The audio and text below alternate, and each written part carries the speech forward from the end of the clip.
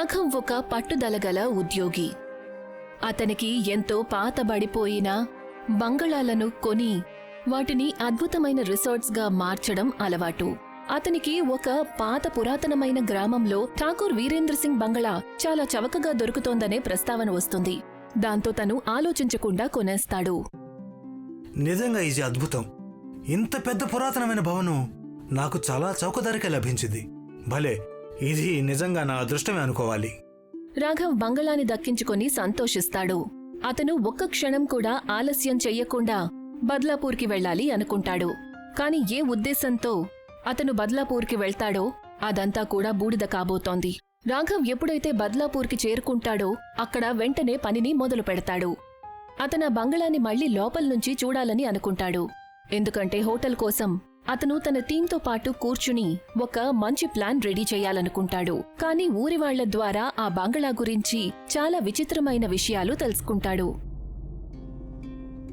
చాలా మంచిదైంది రాము, నువ్వు వచ్చావు. నాకు నీతో చాలా ముఖ్యమైన పనుంది. చెప్పండి సార్, నేను మీకు ఏ విధంగా సహాయపడగలను? నేను ఈ మధ్య ఠాకూర్ వీరేంద్ర సింగ్ భవనాన్ని కొన్నాను. త్వరలోనే నేను దాన్ని ఒక మంచి హోటల్గా మార్చబోతున్నాను. నేను నా ప్రాజెక్టు కోసం కొన్ని విషయాలు చేయాలి. నువ్వు ఒక పని చెయ్యి, నువ్వు నాతో పాటు పద, సరేనా? ఏంటి, ఠాకూర్ వీరేంద్ర సింగ్ భవనమా? క్షమించండి సార్, కానీ నేను ఆ భవనంలోకి మీతో పాటు రాలేను సార్. అక్కడ దెయ్యాల నీడ ఉంది సార్. ఏంటి, అసలు నువ్వేం మాట్లాడుతున్నావు? చూడు, నువ్వు నాతో పాటు రావాలనుకోకపోతే చెప్పు, కానీ అనవసరమైన మాటలు మాట్లాడబాకు, అర్థమైందా? రాఘవ్ రాము మాటలను పట్టించుకోలేదు. ఆ తర్వాత బంగళాలోకి వెళ్తాడు. రాఘవ్ బంగళా లోపలికి వెళ్తాడు. కాని లోపల బంగళా పరిస్థితి చాలా దారుణంగా ఉంటుంది. పాత గోడల మీద ఉన్న పెయింటింగ్స్ పూర్తిగా మసకబారిపోయి ఉంటాయి.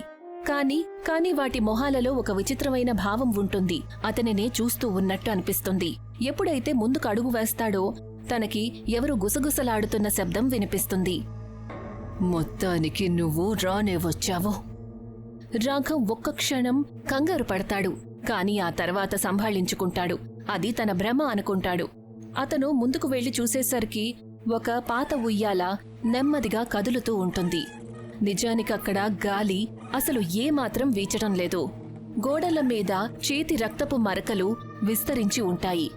ఉన్నట్టుండి నేల మీద ఎవరివో తడికాళ్ల అడుగులు నిండి ఉంటాయి. ఏదో అదృశ్య ఆత్మ నడుస్తున్నట్టనిపిస్తుంది. రాఘవ్కేది సరిగ్గా అనిపించదు. అతను వెంటనే ఇంటికి వెళ్ళిపోతాడు. రాఘవ్ ఎప్పుడైతే తన ఇంటికి వెళ్తాడో అప్పుడు తను రాము తన కోసం ఎదురుచూస్తూ ఉండటం గమనిస్తాడు. అరే రాము, నువ్వు ఇంటికి వెళ్ళలేదా? లేదు, చాలా ఆలస్యమైంది.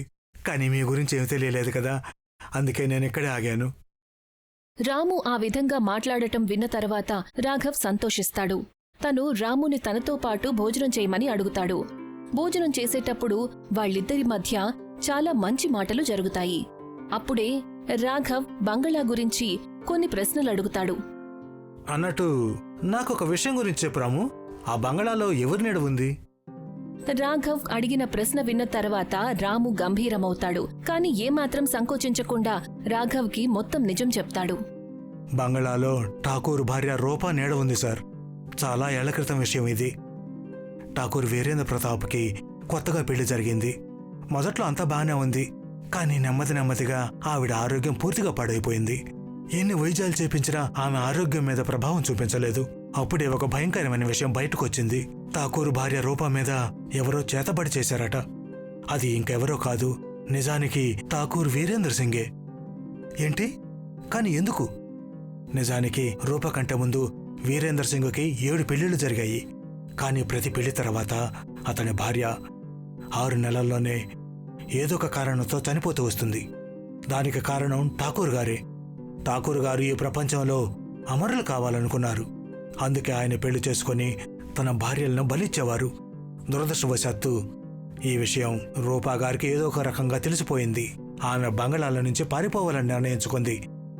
కానీ ఠాకూర్ గారు ఆమె కంటే చాలా తెలివైనవాడు. ఏ రోజైతే ఆవిడ బంగళాల నుంచి పారిపోవాలనుకున్నారో వీరేంద్ర సింగ్ ఎంతో తెలివిగా ఆమెను బంధించారు. బతికుండగానే కాల్చేశారు. కాపాడండి, నన్ను కాపాడండి, ఎవరైనా కాపాడండి, కాపాడండి, నన్ను కాపాడండి. ఆ తర్వాత ఏం జరిగింది? ఏమీ లేదు, ఆవిడ చనిపోయారు.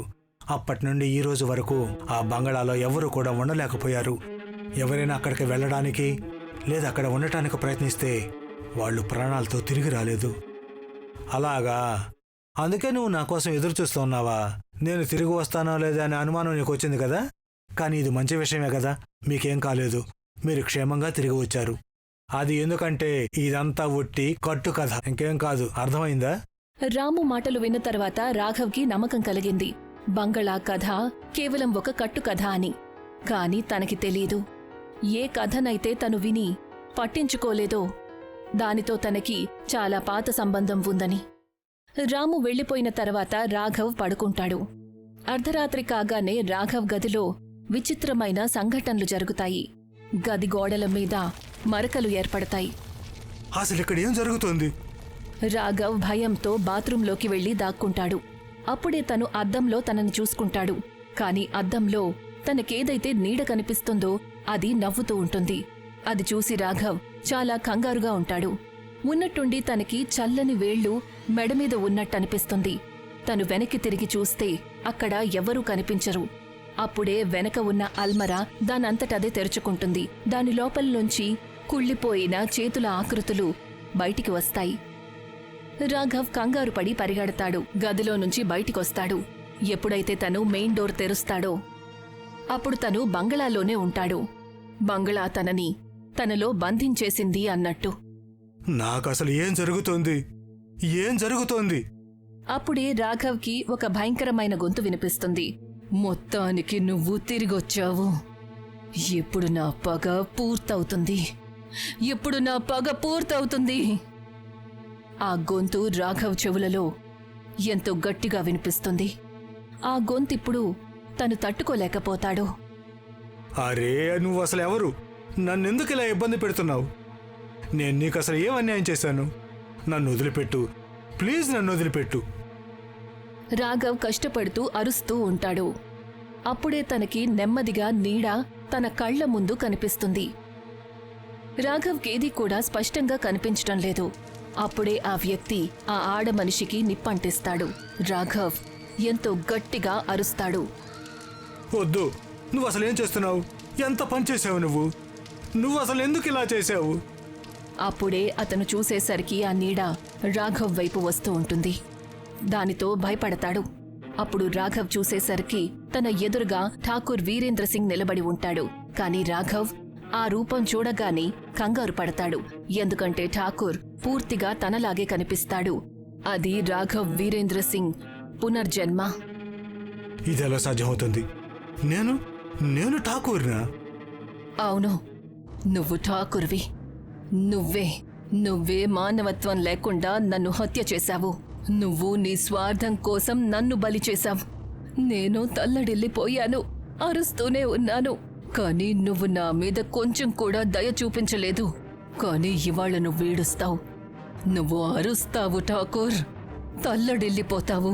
ఇవాళ నువ్వు తల్లడిల్లిపోతావు. అంటే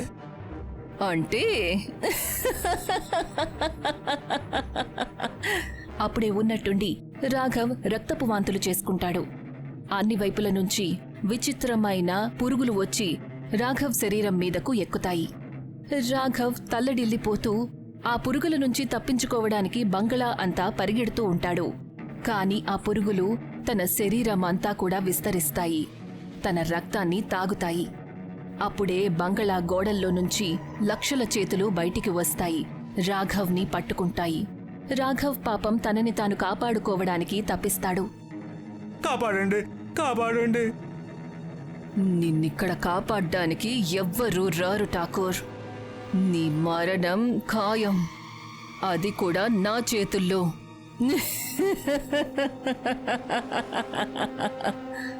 రూప రాఘవ్ మీద ఏమాత్రం జాలి చూపించలేదు. రాఘవ్ ఆఖరి అరుపుతో బంగళా నేలలో కలిసిపోతాడు. అన్ని వైపులా నిశ్శబ్దం అలముకుంటుంది. మరుసటి రోజు ఊరివాళ్లు బంగళా లోపలికి వెళ్తారు. కాని లోపల ఏమీ ఉండదు. రాఘవూ లేడు, అతని వస్తువులు లేవు. కాలిపోయిన వాసన బంగళా గోడల మీద రక్తంతో రాసి ఉన్న ఒక పేరు. ఠాకూర్ వీరేంద్ర సింగ్ తిరిగొచ్చాడు. ఊరి ప్రజలు బంగళా మళ్లీ శపించబడింది అనుకుని దాన్ని వదిలేస్తారు. అప్పటినుంచి ఎవరైతే బంగళాలోకి వెళ్తారో వాళ్లు ఎప్పటికీ తిరిగి రాలేదు.